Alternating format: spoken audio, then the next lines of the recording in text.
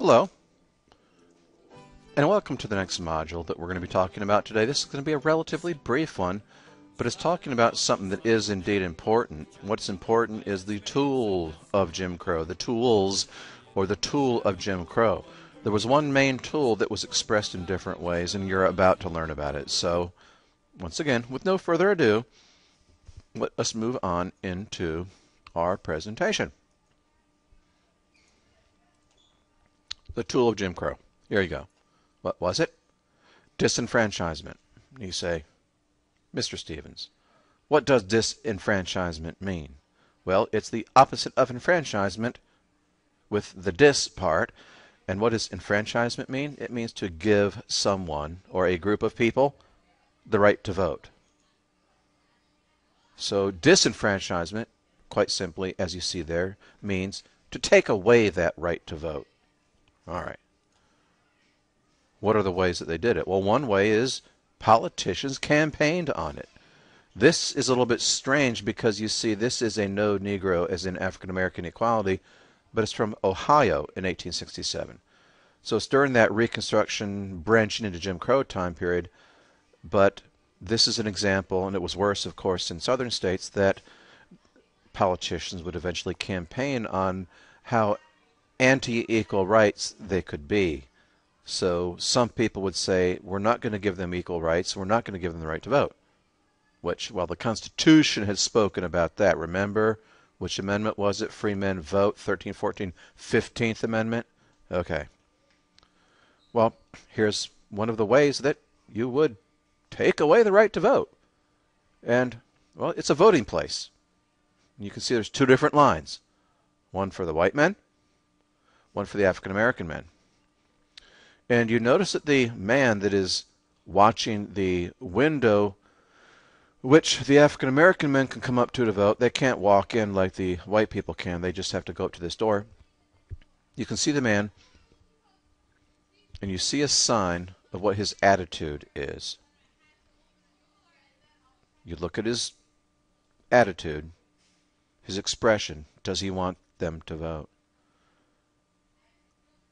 And what is it symbol that you see in his hand that is a message to the African American men to not vote? Well, yes, it's a pistol in his hand. Okay. So you might say, like the last slide was asking you, why wouldn't they want the African Americans to vote? Well, if you can stop someone from voting, then they have no say over who's elected. And the people that are elected, your congressmen and your senators, and even the president, they help to make the laws in one way or another. So if you can control who makes the laws, you can elect people that will make laws that you like. Or you can stop people from getting elected that you don't want. Now, if you could stop a group of people like the African Americans from voting, then you could turn it into a situation where they didn't have much control over how their life went. So that's why this whole big thing was to take away rights to vote. And oftentimes they knew they couldn't, based on the Constitution, pass an outright law saying you can't give the right to vote. So they would use different tactics. One of them was violence. And you see this violence would be used as intimidation. Now, maybe some people would kill simply because they were just bad people. But this would be violence, the ultimate violence, one vote or less, somebody who was murdered, as an intimidation to others to not vote. If you're going to vote, this is going to happen to you. That's a message they were trying to send. Something else, literacy tests. Now, you know that literacy means the ability to read and write. Let's go look at a couple literacy tests that are posted on the web. State of Louisiana. Literacy test. This test would be given to anyone who cannot prove a 5th grade education. Now, how would this target African Americans back during this time period? Well, as you know, that during the days of slavery, up until 1865, it was supposedly illegal in the South for slaves to learn to read. So this would automatically target them. And then they would let them take the test and give these detailed, somewhat hard to really follow directions about drawing lines and crossing things out. I mean, how does that tell you much at all about your literacy level other than following these directions. And, well, you can see some more of the test. Draw a line from circle 2 to circle 5 that will pass below circle 2 and above circle 4. Draw a triangle with a blackened circle that overlaps only in its left corner. Spell backwards, forwards.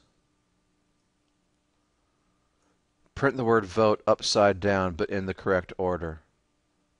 How many people could do that? Could you do that right now? Write down on the line provided what you read in the triangle below.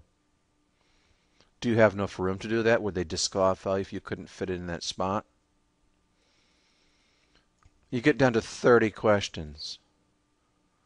Now let's look at one from another state. This one, I believe, from Alabama. What body can try impeachments of the President of the United States? Check the applicable definition of responsibility. Name the Attorney General of the United States. There are probably a lot of white people that wouldn't have been able to answer these questions as well if they had had to answer them. Literacy tests. And the one last part is the poll tax. Now, you know a tax is a fee that you have to pay to the government for doing something. And the poll tax is a tax when you go to the poll. The poll is what they call the place you vote. So you see here that this person in Birmingham, Alabama in 1896 had to pay, add it up, $2.50 to be able to vote. You say, that's not that big a deal. Well, yeah, today to us it's not that big a deal. But I give you a hint as to why it was a big deal. Who would be really targeted by this type of thing, a poll tax? Who were the people that had that condition, the P blank blank R people? Yeah.